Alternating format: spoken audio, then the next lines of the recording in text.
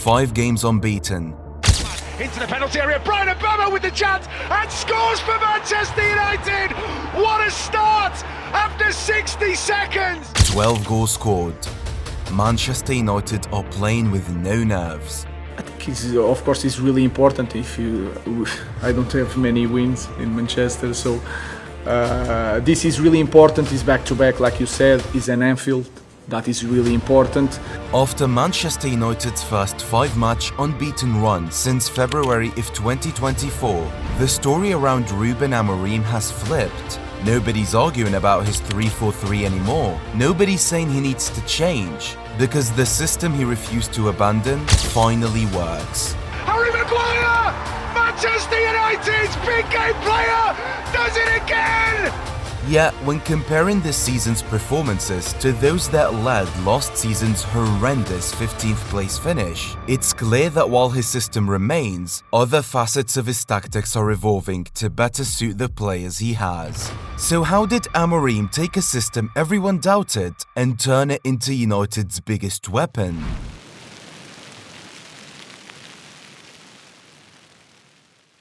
One significant change, though not solely down to Amorim, is the upgrade in player quality and personnel. Amorim has made it clear from day one that his system only works when the pieces fit, just like it did at Sporting. Because let's face it, you can't build a title-winning side with players who look like they just rolled off a Sunday League pitch. His teams are organised, aggressive, and work relentlessly off the ball. Most of his selections are press-resistant and comfortable in tight spaces, which is crucial for the central progression he demands, with centre-backs initiating attacks through line-breaking passes into the midfield double pivot.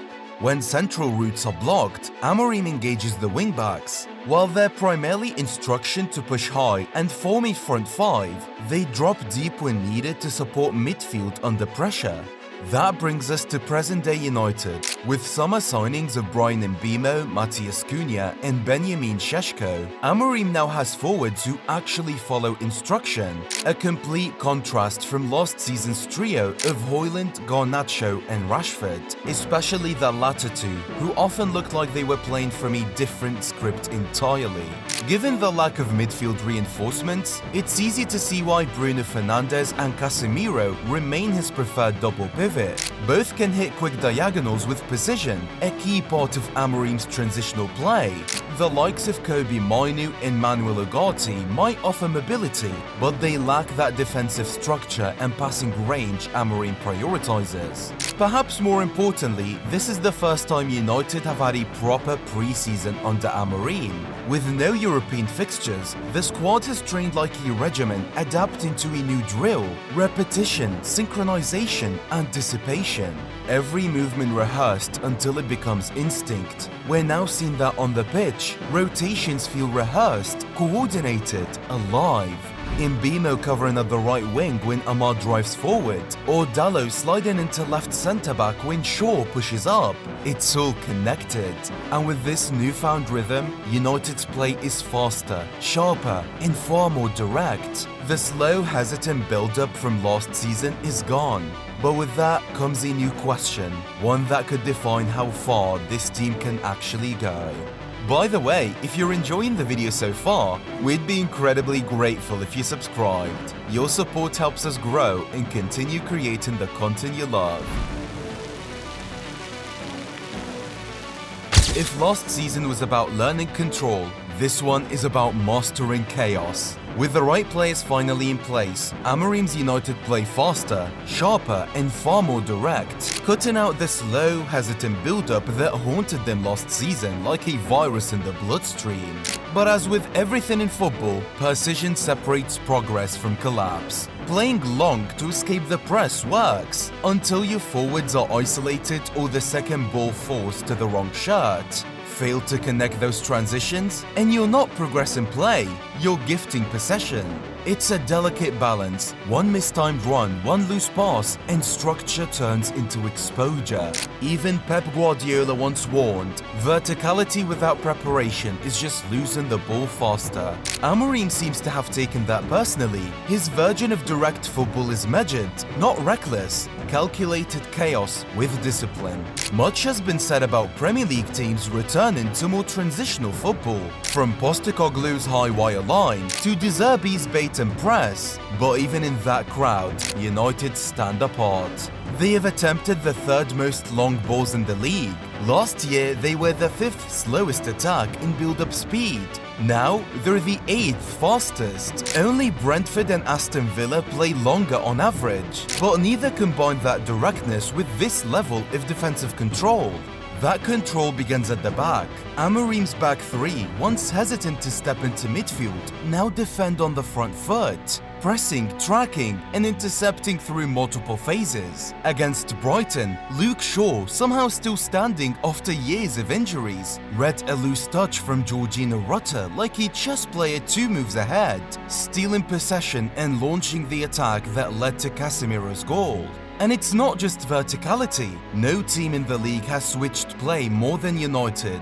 The repeated diagonals to the right isolate Amad Diallo, whose acceleration and timing stretches defenses to their limits. Up front, Matheus Cunha and Bryan Mbeumo have brought intelligence to the chaos. Gone are heavy touches and blind sprints. In their place, control, awareness, maturity. Each move feels deliberate, almost rehearsed. It's no longer just tactics. You can sense belief again. The kind that can't be coached, only earned. Amorim's football now feels idealistic, more industrial, efficient, ruthless. A system that finally works with the Premier League's rhythm, not against it. But every system looks perfect until it faces fire. And for Amorim, that fire is coming. With a simple but ingenious tweak to his front line, Ruben Amorim has found a way to make United's long ball approach both unpredictable and productive. By rotating Benjamin Šeško in and out of the starting lineup, he's built flexibility into a system that once felt rigid. When Šeško starts, his flick-ons give United a direct outlet, especially effective in matches against sides like Chelsea and Sunderland, where the aerial duels open space for runners underneath. But against teams who can neutralize a target man, those who press high and win second balls quickly, Amorim isn't afraid to pivot. Just as he did in the 2-1 win over Manchester City 11 months ago, he isn't shy about making bold calls. Dropping Šeško and Lenny Euro against Liverpool to deploy Cunha as a false 9 and trusting Maguire's experience instead was the kind of decision that defines his courage. Especially in the bad moments, you have to go with your gut, he said after the game. Right or wrong, sometimes that's the key point of being a manager. This more aggressive, adaptive approach starts from the very back, with Senne Lummens, whose long distributions has quietly become a weapon.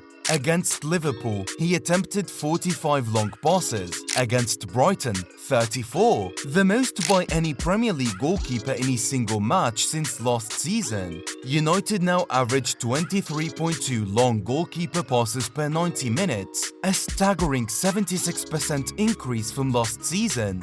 But Amorim's strategy isn't about completing every long pass, it's about what happens after. The idea is simple: force the opponent's centre-backs into aerial duels, reclaim the second ball, and attack the disorganized lines that follow. Take Liverpool for example. Lummens completed just 8 long passes that day, but every one of them had a purpose. He consistently targeted Bryan Mbeumo down the right flank, drawing Van Dijk or Konate into physical contests. That chaos created openings for Cunha and brunofernandes to swarm the second ball, recovering possession and launching the switch to Amad or Patrick Dorgu on the wings. It's football by design, not coincidence. Transitions rehearsed like set pieces. Up front, the chemistry is still developing, but it's starting to click. Think of it like the early stages of a good partnership. A few awkward moments, a few sparks, and then understanding begins to form.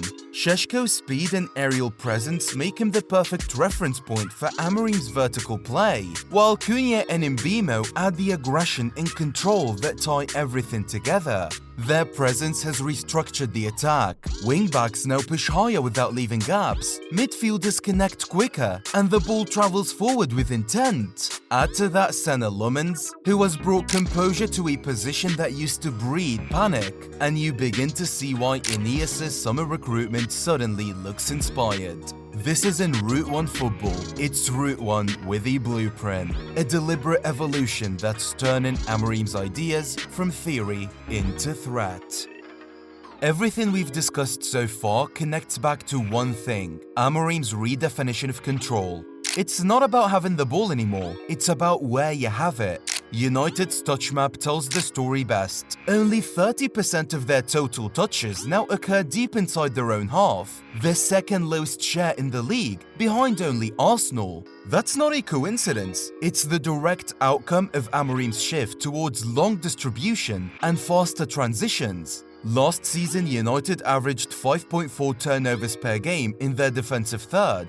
This year, that number dropped to 2.4. By going longer and push and play higher, Amorim has eliminated the self-inflicted chaos that haunted them near goal. It's also transformed what Brunofernandes and Casemiro do off the ball. Instead of defending vast empty spaces, they now operate facing the play, intercepting, pressing, and dictating from higher zones. Amorim's defensive structure reflects the same discipline. When forced back, United compresses into a 5-4-1, with the number 10s dropping to screen the double pivot. It's simple, functional, and finally coherent. Naturally, possession has fallen, from 54% last season to roughly 50% this year. But that trade-off has value. By keeping the ball farther from danger, United have regained defensive control and, paradoxically, a greater sense of calm. Even their set-piece threat has evolved. Before the Forest match, they ranked 4th in the league for expected goals from dead balls, converting 3. Modest, yes, but crucial. In a league where games hinge on moments, those margins matter. Because control isn't just about keeping the ball, it's about controlling emotion. A more direct style has reduced the anxiety of risky build-ups, allowing players and fans to breathe again. United are far from finished, but for the first time in years, their football feels intentional. The structure makes sense, the ideas connect, the energy aligns. And after months of struggle, those good days Amorim spoke about don't just feel possible anymore. They've already begun. If you've enjoyed this breakdown, leave a like, subscribe, and hit the bell so you never miss the next video, where we dissect what Pep Guardiola has changed in his system to bring them back to the top.